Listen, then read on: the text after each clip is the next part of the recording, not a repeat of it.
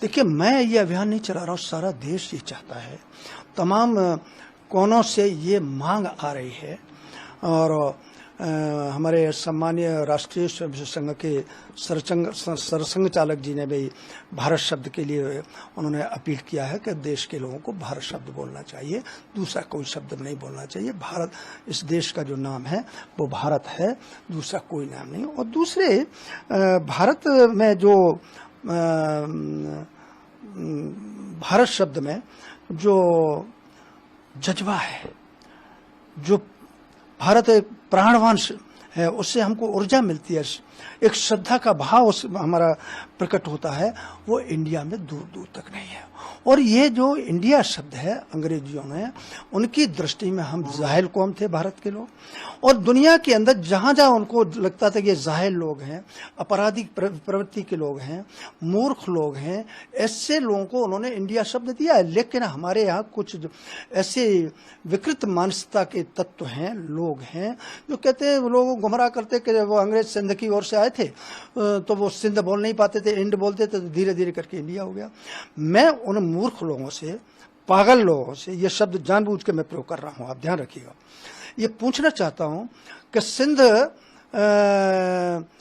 से यदि इंडिया हो गया तो वहां इंडोनेशिया में सिंध नदी कहां थी? एंग्लो इंडियन जिस क्षेत्र में थे वहां सिंध नदी कहां थी? तमाम ऐसे देश हैं जिसके अंदर इंड शब्द है, वहां कहां थी? तो ये इंडिया शब्द एक अंग्रेजों के द्वारा दी हुई हमारे लिए गाली है, इसलिए इंडिया शब्द जाना चाहिए।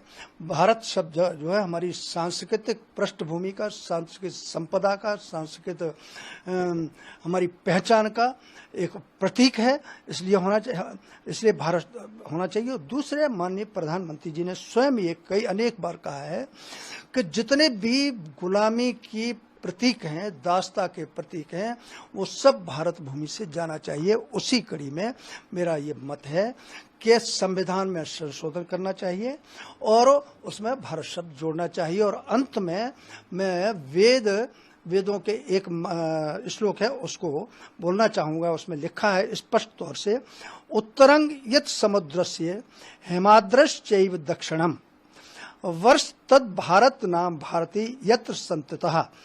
अर्थात समुद्र के उत्तर में हिमालय है और हिमालय के दक्षिण में जो भूमि है उसका नाम भारत है। यहाँ की प्रजा को भारतीय प्रजा कहते हैं। इसलिए हमारे वेद में, संस्कृत के साहित्य में, हिंदी के साहित्य में, तमिल के साहित्य में, असम के साहित्य में, सब जगह भारत